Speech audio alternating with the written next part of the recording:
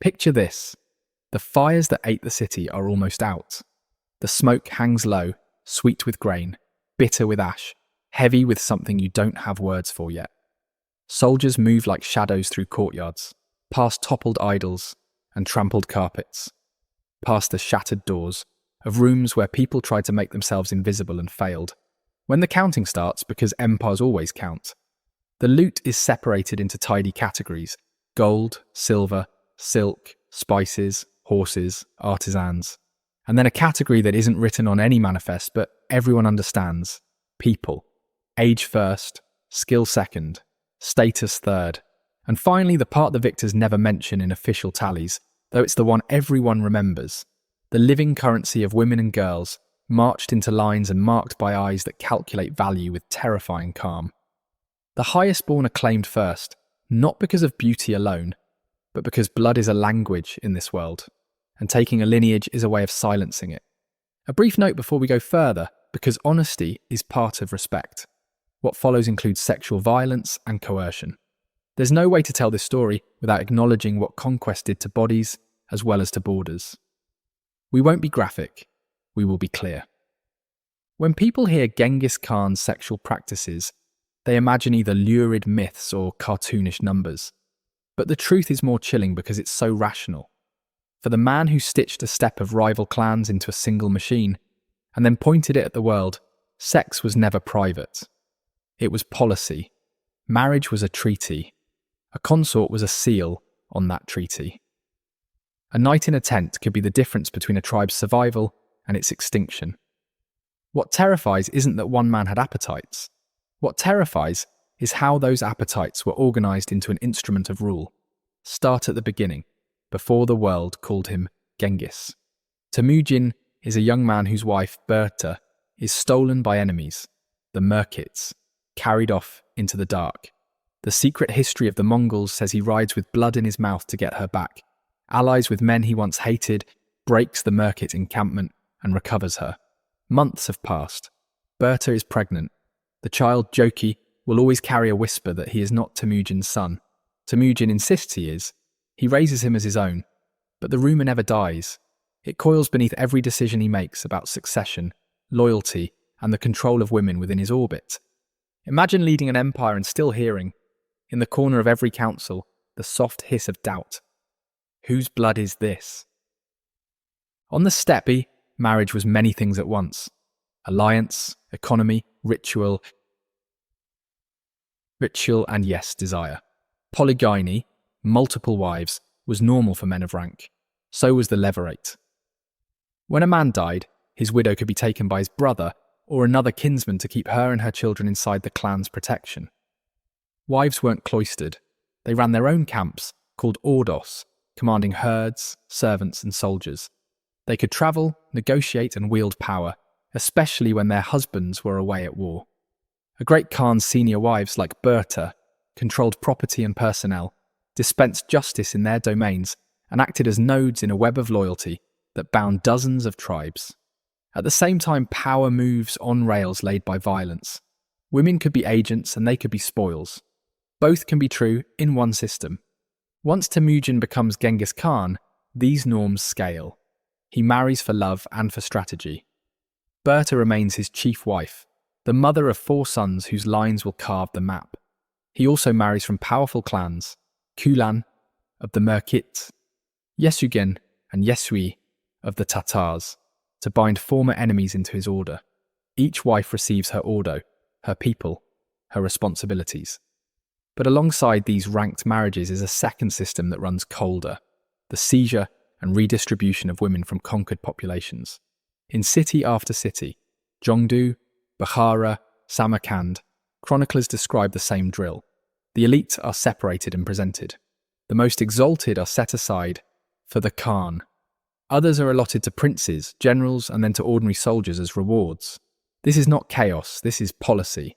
It radiates a message that every ally, enemy, and subject can read. Your body, your lineage, your household, your tomorrow. These too belong to the empire. Did the law, the yasa, prohibit rape? Later sources attribute to Genghis a code that punished unlicensed violence, including kidnapping and assault.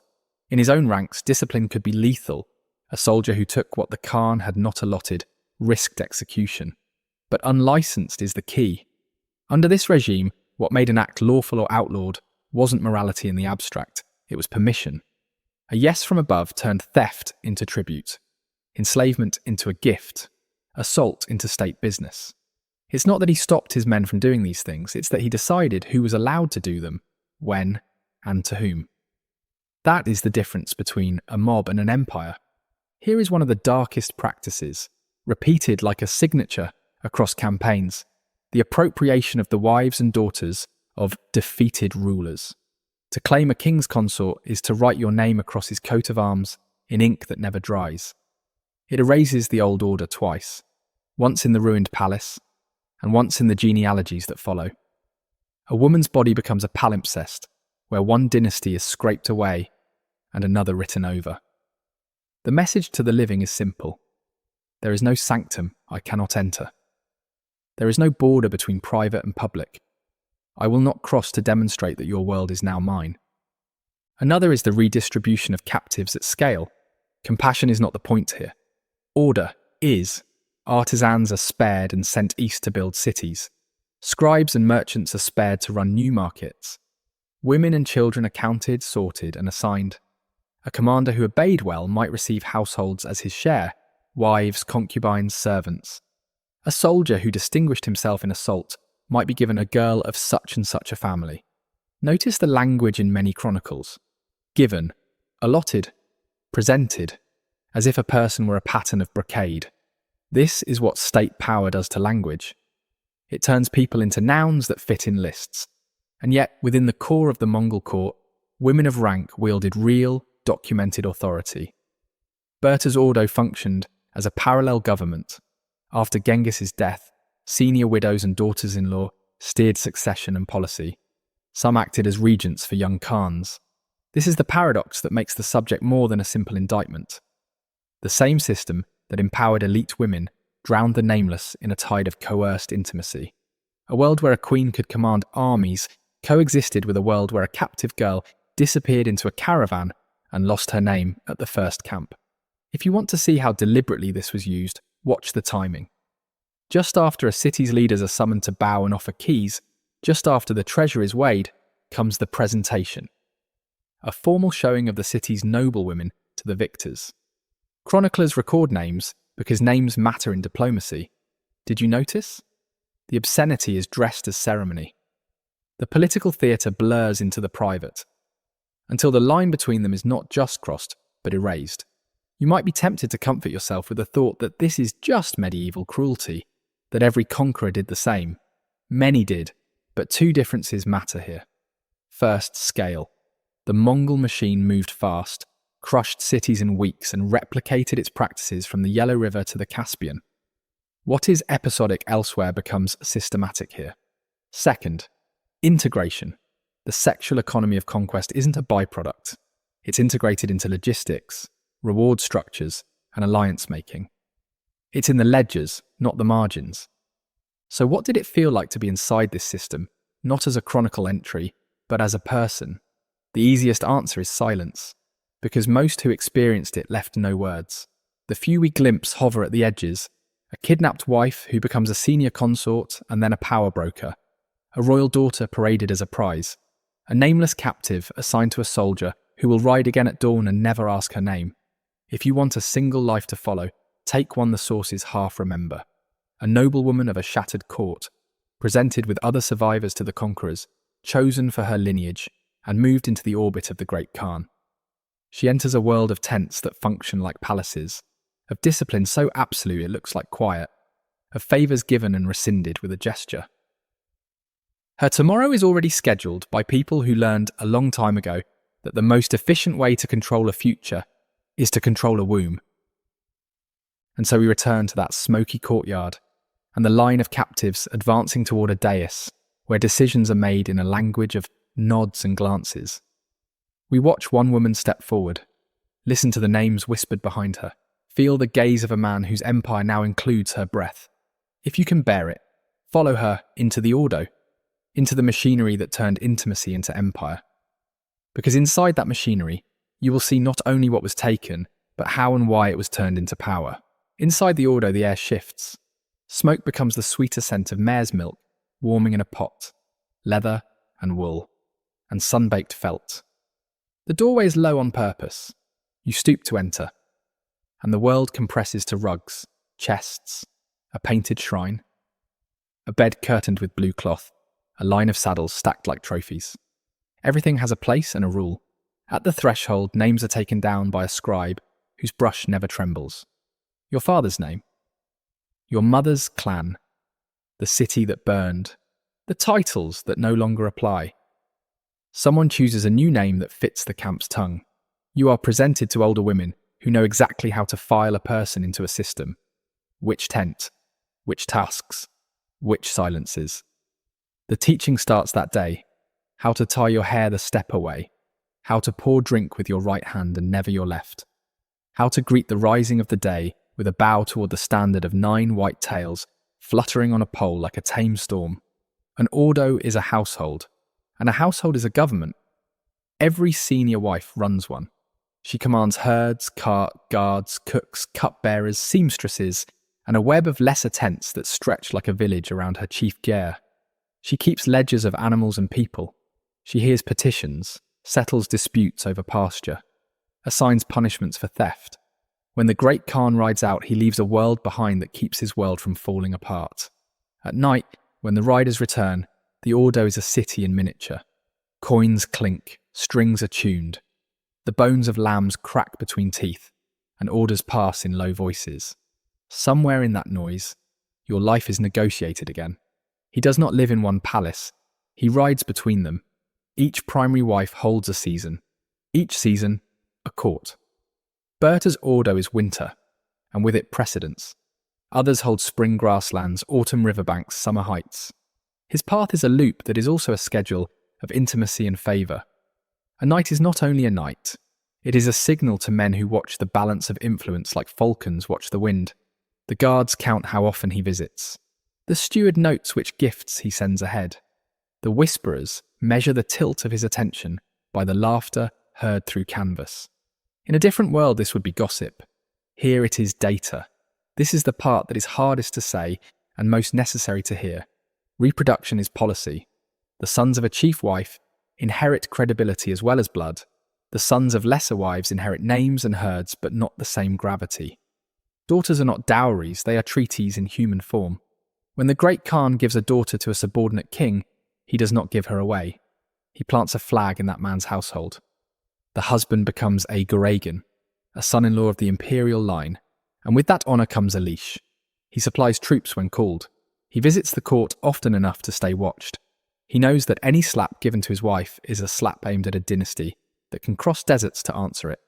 Centuries later, conquerors who are not of Genghis's blood will style themselves Goragan by marrying into that line, because the bed is a road to a throne when the throne is guarded by a lineage. Diplomacy moves alongside coercion, like twin riders. Envoys bring brides with gifts. Brides travel with entourages who double as informants and leverage. In Conquest, the practice looks crueler because its velvet is gone. Noblewomen from defeated courts are paraded, evaluated, assigned. A few become senior consorts with real power. Most do not.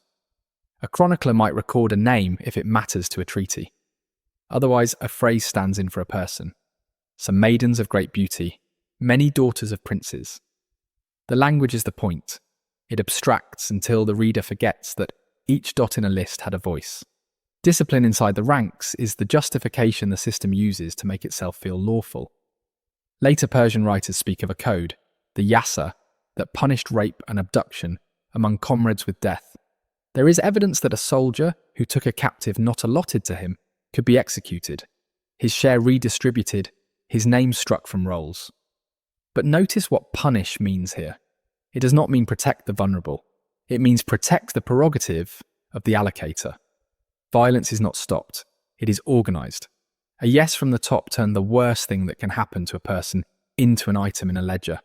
That is the terror, not the wildness of cruelty, but its orderliness. Sometimes the names surface through the fog. Berta, who anchors the winter. Kulan, a merchant whose intelligence and courage are praised even by writers who hate her husband. Yasugan and Yasui, Tatar sisters taken on campaign who become trusted consorts. Ibaka Beki, a Karaite princess married in, and then when politics shifts, reassigned to a general in a gesture that says everything about how marriages functioned in this world, as knots you can retie at will. Each name carries a story of competence, survival, calculation. Each name sits on a hill of other names we don't have, because most were not the sort of women chroniclers followed. Not every truth lives in text. Some echo in genes. A particular Y chromosome lineage sweeps across Central Asia today, a star cluster, in the data that likely began with a single man in the 13th century and expanded because his male line descendants had unusual reproductive success. Scholars argue about where to pin it, on Genghis himself or on a close male relative, but they agree on the mechanism. Power concentrated in a family multiplies its descendants. That wave is not proof of lurid myth. It is proof of systemic advantage. A dynasty that can take wives, choose husbands for its daughters, forbid others from touching what it claims, and enforce those rules with horsemen who appear out of nowhere will leave measurable tracks in the future. The Ordo's theatre extends into myth, because people tell themselves stories to make sense of power. There is a tale, likely apocryphal, of a captured princess who feigns compliance until she can injure the great Khan in his tent, a wound that rots into the death of an empire maker. The tale persists because it offers a fantasy of redress where records offer little. There are other tales that stretch numbers into absurdity, as if arithmetic can substitute for understanding. Better to attend to what the reliable texts repeatedly show: the deliberate appropriation of elite women as a way to mark the end of one world and the beginning of another, the redistribution of captives as a reward mechanism, the marriage of daughters as chains disguised as honours. What does daily life look like from behind the curtains? Lessons in speech, in walking, in when to be visible, and when to become part of the tent. A schedule that changes with the herds, with the season, with the state of the campaign. Short journeys to nearby rivers to bathe under guard. Long journeys as the entire camp wheels to a new pasture.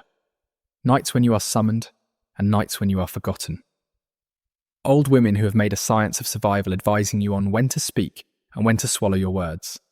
A steward who can make your day a little softer or a little harder, and who watches which way power is blowing to decide. A pregnancy that changes your standing overnight. A birth that changes more than yours. Every so often a delegation arrives from far away, silk gifted by a distant king, horses with jade-encrusted tack, a chest of letters wrapped in gold thread. Among the gifts, a human being wrapped in silk. She does not speak your words. She stands too straight, as if remembering a palace that had ceilings instead of sky. She's introduced by a title that sounds like a name. The choice in her eyes is the same choice that faced you. How to stay whole when wholeness is not on offer. How to remain a person when you are treated as an instrument. This is the famous paradox of Mongol rule, and its most chilling achievement. A system that allows certain women of the court to hold enormous documented sway, commanding regiments, negotiating with kings, sitting in council, rests on a foundation that treats other women as movable parts. It works because it erases the line between the household and the state. It works because it makes the intimate legible to scribes and enforceable by soldiers. It works because it convinces enough people that order is better than chaos, even when the order eats them. West is a different light. The steppe gives way to canals and orchards, domes like inverted bowls catching sun, markets so orderly they look like carpets laid on the earth. This is Khwarazm, where a sultan is mothered by a queen who thinks in dynasties the way generals think in lines of battle. Turkan Khatun, the queen mother, has spent a lifetime turning marriages into a wall. Daughters placed like stones, nieces slotted into corners, sons betrothed to not one faction to another. She understands that in a world of men, the most durable roads are made with women's footsteps. When a caravan of Mongol merchants arrives at Otrar, the governor kills them and seizes their goods. When Mongol envoys arrive to demand justice, the sultan orders their beards burned and one messenger's head sent back as a lesson. The lesson is received. The answer is an army. Watch how policy follows the hooves. In Bukhara, the gates open after a siege because the city's defenders decide to gamble on mercy rather than starvation. The gamble fails, A chronicler will put words in Genghis Khan's mouth from the pulpit of the Grand Mosque. If you had not committed great sins, God would not have sent me as a punishment upon you. What matters isn't whether he said it that way. What matters is what came next. Tents rise outside the walls like mushrooms after rain. The sorting begins. Artisans to one side, soldiers to another. Scholars recorded for possible use. Merchants made to show where the hidden goods are. Then the ritual you now recognise with a flinch. The presentation. Nobles first, with their families behind them. Mothers whose wrists are stacked with bracelets. Daughters with henna fading on their palms. Titles become tickets. Lineage becomes a price. The highest born are set aside for the Khan's tent. Others are allotted down the ladder. The scribe's brush moves as steadily here as it did on the step. Allotted, assigned, presented. This is not new to the people reading this story now. Conquerors have always taken.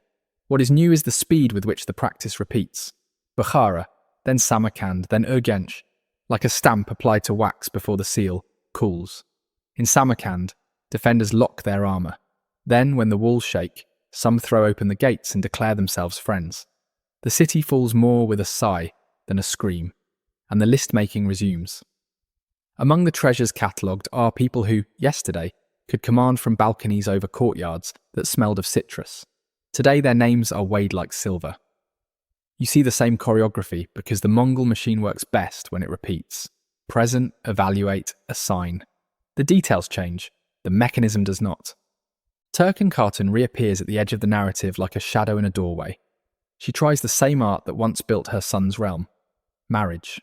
A new alliance here, a promise there. The insinuation that a union with her house is still an honour, but a wall built of marriages does not stop a river of horses. The Queen Mother flees, captives from her court do not. Chroniclers scribble that she bargained, hid, moved with speed that would shame men half her age. They do not agree on how she died. They do agree on what her capture meant. Even the woman who drove an empire by arranging beds could not outmaneuver an empire that treated beds as roads. Do not picture chaos in these fallen cities. Picture order so cold, it burns. The Khan's officers keep lists. Households are assigned to commanders, as if they were flocks. If a soldier reaches for what has not been allocated, his hand risks being cut off, not by conscience but by discipline. The punishment is not for the act. It is for daring to act outside the ledger. From inside, this can feel like mercy. No mob tearing through your house. Instead a knock, a roll call, a decree. From outside, the effect is the same. The intimate life of a city, translated into numbers of households moved, bodies reassigned, wombs redirected. Sometimes the names pierce the glass. A noblewoman from Samarkand recorded by Juvaini as exceedingly brave, appealing to the conqueror for her family's release. A scholar's daughter offered with a library, as if knowledge and blood could be packaged together. A princess of the Kangli, whose betrothal to a Mongol prince turns her father from enemy to in-law overnight. Not because affection blooms, but because the word Guragin, son-in-law, binds more tightly than oath or treaty. The daughter's wedding is a harness placing a rival house in the imperial team. Her smile in the official narrative is a sign of harmony. In private, smiles have other meanings. In the aftermath of Samarkand, the caravan routes that made the city pulse become the arteries that feed the invaders. Artisans are marched east to build for their new masters. Silk workers are settled in towns that did not know how to make silk until now. A certain number of guards will escort a certain number of households to a certain valley, and the scribe will note that so-and-so received a girl of good family. By the time those guards turn their horses' heads, the city behind them has become a different place. Its most precious people, those who once gave it continuity, have been unthreaded and woven into someone else's design. Urgench is worse. The city is a maze of canals that makes siege difficult, and the fight turns into a grind that exhausts patience as well as men. When it falls, the fury reflects the frustration. Chroniclers count bodies not because numbers are true, but because exaggeration is a way of saying, I cannot describe what I saw. What they are clearer on is the pattern that follows the breach. The elite are separated out. Women whose names opened doors yesterday are made to walk through other doors today. The wives and daughters of the house of Khwarazm are not an accidental windfall. They are the point. To take them is to take the future of that house and stamp it with another's seal. Pause to see the other face of this system, because it matters. When a daughter is given to a Mongol prince in peacetime, the ceremony is all gilded euphemism. Musicians, poets, gifts that fold like silk. The father beams and calls it a union of houses. The prince calls it honour. The bride calls it fate. And yet the mechanism is the same as in Bukhara's courtyard. A human being used to bind other human beings. The difference between peace and conquest is duration and wardrobe. The function does not change. Inside the Mongol camp, rules that scandalise one world make sense in another. The levirate keeps widows and their children inside the net of protection. It also keeps property and influence inside the same net. A widow of a high prince can be reassigned to his brother. A son can inherit his father's secondary wives as well as his herds. To a jurist trained in Islamic law, this is an outrage.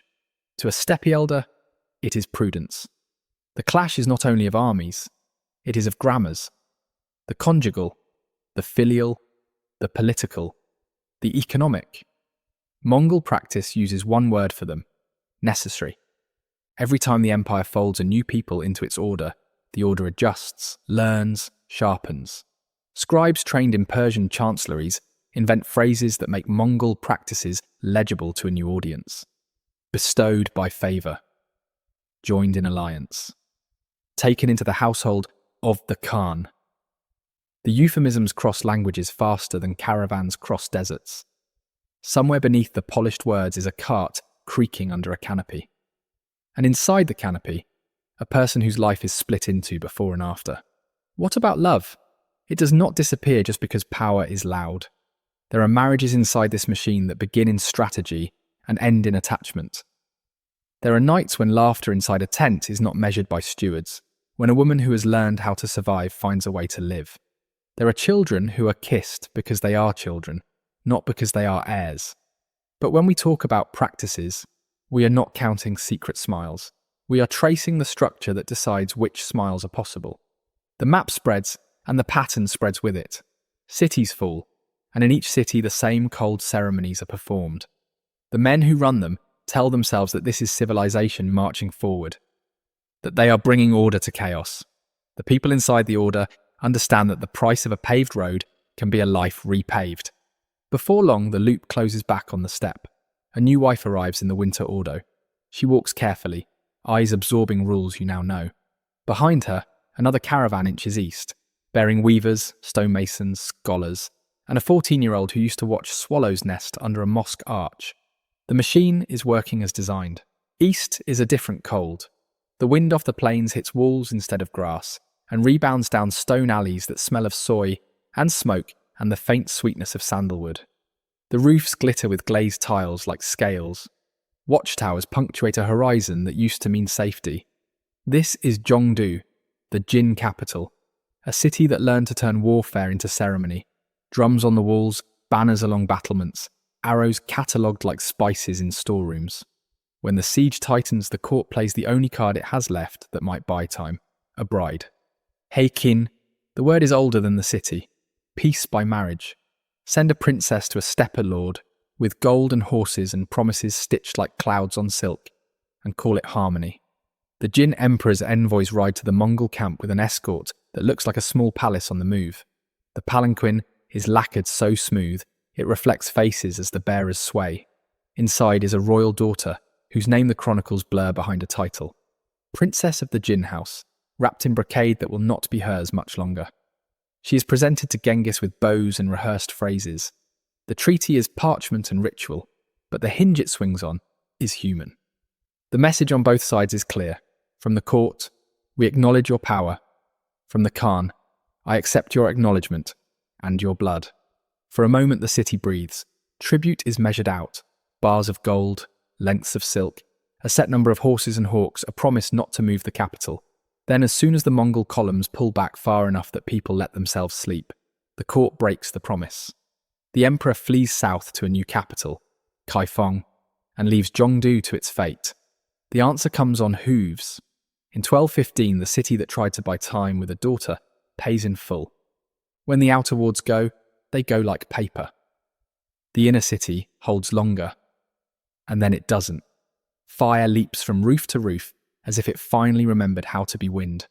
The smoke is thick enough to make noon into dusk, and then the choreography you now recognize. Officers pitch tents in straight lines, scribes laying out their brushes, runners sent to find the households of nobles who did not manage to run. In the burned shell of the palace, where the courtyards still echo with steps of people who are not there, the presentation is performed as if the walls were intact. Highborn women first, veiled and flanked by attendants. Names announced by function: consort, lady-in-waiting, daughter of such and such a minister. Because names have only as much value as the system recognizes. The highest are set aside for the Khan's household. Others are assigned down the ladder. The record will say received and bestowed. The reality is a harvest. Do not imagine a conqueror drunk on spoils and chaos. Imagine a man who understands that to prove a government is dead, you stand where its ruler stood and claim what he claimed. He orders a seat brought into the palace hall and sits in the place where emperors receive tribute. He eats from a golden platter because that's what the last man did. He takes a consort from the defeated house, not because he needs her company, but because a world is watching and reads the act like a proclamation. He does it again and again, in other halls, under other banners, until the act becomes a language anyone can speak. I hold your line in my tent. Your dynasty's womb answers to my standard of 9 white tails. Inside the Mongol ranks, rules around these acts are carved as sharply as arrowheads. The secret history remembers a warning. Do not touch the women's carts. Do not even brush the curtain of a wife's tent. Touching what belongs to the Khan, or a prince without leave, can cost you your life. Discipline is not morality. It is geometry. It draws lines in a moving world and kills those who forget where the lines are. The prohibition protects the prerogative of allocation, not the autonomy of the allocated. But in practice, the line makes a kind of brutal order. What is taken by rule, and rules are enforced by men whose hands do not shake. The Jin were not the only ones to try the Treaty of Bed and Banner. That Uyghur Idikut, seeing the weather change, offered a daughter to a Mongol prince and became a son-in-law to the imperial line, securing his people a favoured position and a measure of mercy. Western Xia married into the family, then tried to wriggle free. In the end, they lost not only their capital, but their dynasty. Across Central and East Asia, fathers who once measured their power by the width of their walls learned to measure it by their proximity to a marriage. To accept a princess is to take a key to a rival's house. To give one is to accept a leash and call it a garland. Walk the wreckage of Zhongdu a week after the taking. The palace library has been stripped of the scrolls its keepers hid and the ones they were too afraid to hide. The lacquer remains on the palanquin, but the bearers are gone. In a side courtyard, artisans line up with chisels in their belts. They are headed east to carve their skills into a different future. In another yard, a small line of women waits under guard, beside carts packed with lacquered chests and rolled mats. What is left of a life when someone else writes your inventory? You can hear a bird.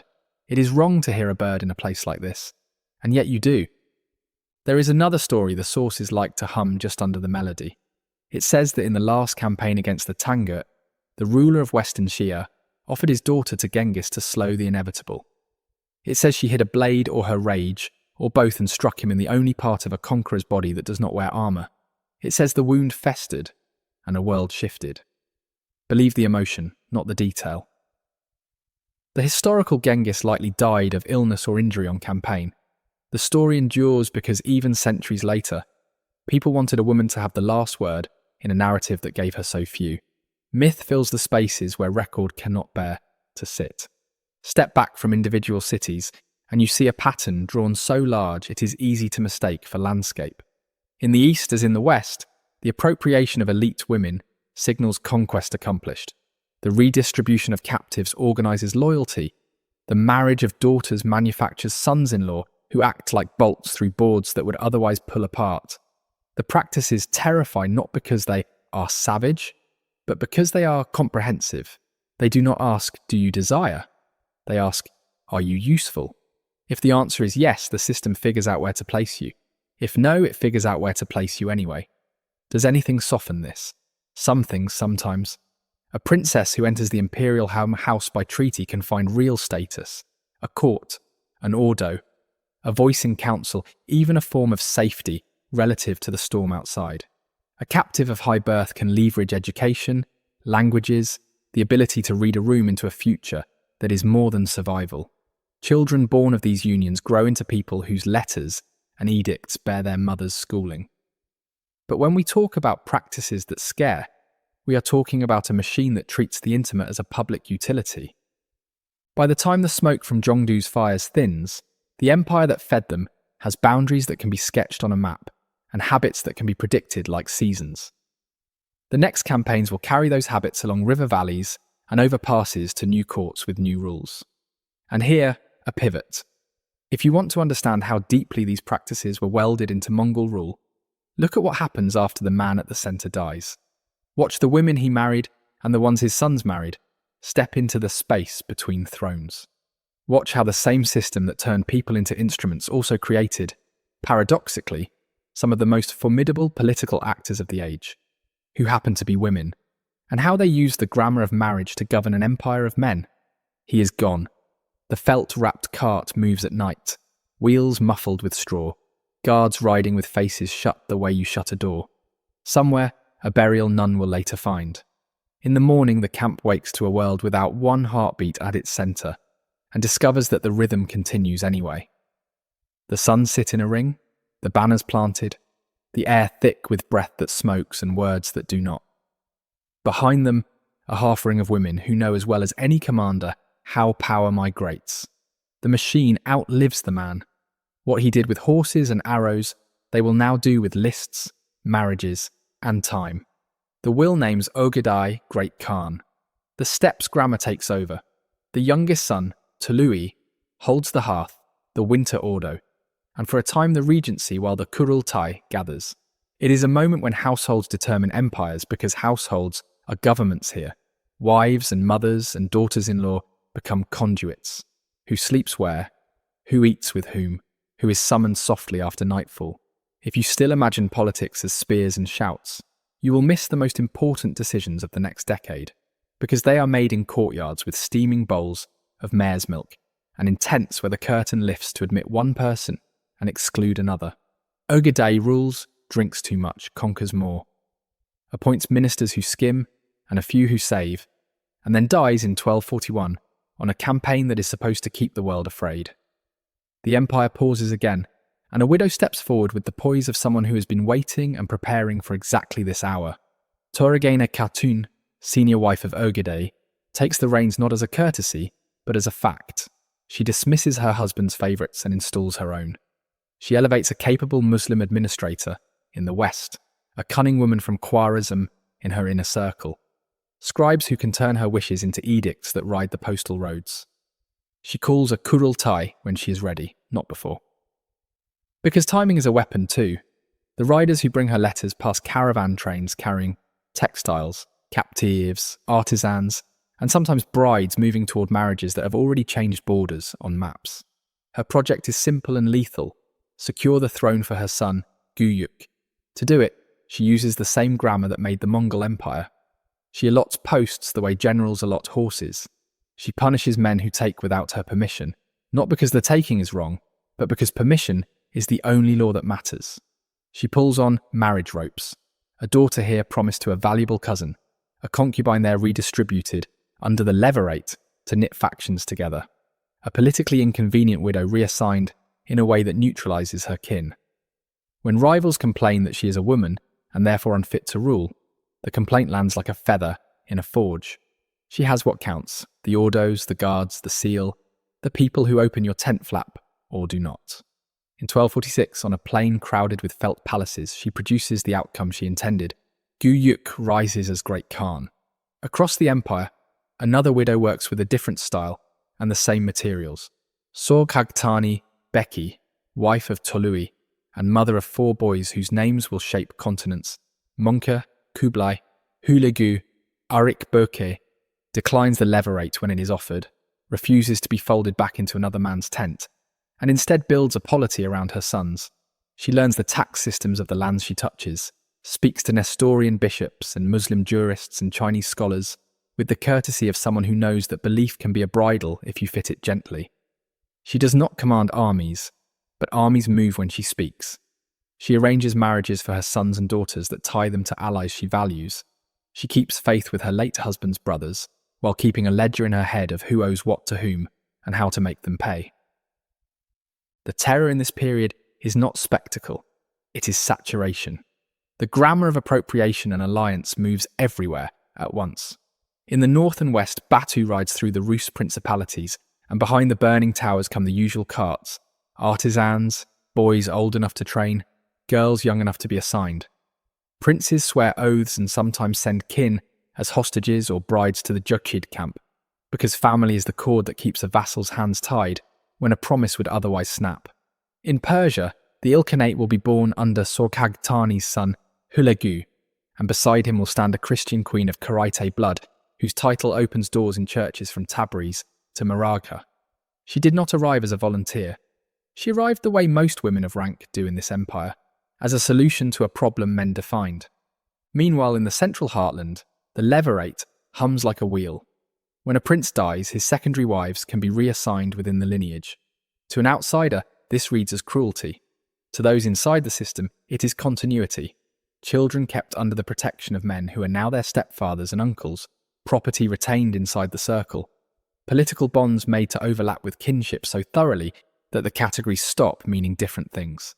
It works if your goal is to keep a vast, moving state from flying apart. It crushes if your goal is to remain yourself in a world that uses your body as mortar. Listen to a kural tie, banners in rows, the air's sharpness like metal on the tongue, 1,000 small decisions hidden inside one large acclamation. Women do not sit in the front circle. They do not need to. They sit in the tents where the men return when the speeches end, and those tents are where careers bend. Turrigain knows which man resents which sister can soothe a quarrel, which marriage would neutralise a dangerous uncle, which captive of royal blood would be best allotted to whom to signal favour or insult. Sorghaghtani knows which governor is skimming too much, which bishop can write a letter that will calm a province, which horse to send with which gift to ensure it is read as generosity, not weakness. Both understand that the same instrument used to terrify, a woman made into a political message, can be used sometimes to protect. A daughter matched carefully can keep a border quiet for a decade. A widow left unassigned can become a pole around which a faction forms. Mercy and menace ride the same saddle. You want names because names anchor, so take a few.